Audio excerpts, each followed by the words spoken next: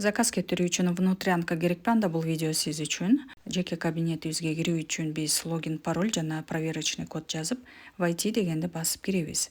Сиздин жеке кабинетиңиз ачылгандан кийин управление финансами тандаңыз. Пополнение. Сумма деген жерге сиз которо турган сумманы жазасыңар. Способ оплаты наличными. Платежный пароль деген жерге паролуңузду жазып, отправить жана подтвердить тандайсыз.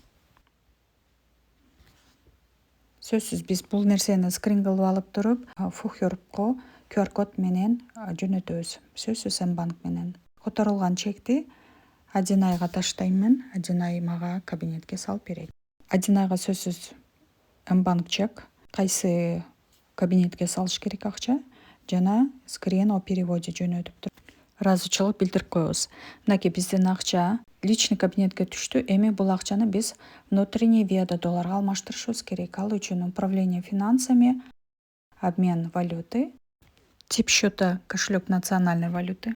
Сумманы жазабыз. 7650 сом которгомун. Ал $85 болот. Платежный парольду жазабыз дагы, отправить, подтверждаем. Бул жерде уже обмен болду дагы. Биздин чеки кабинетте бизге керектүү внутренний акча пайда болду. Рахмат.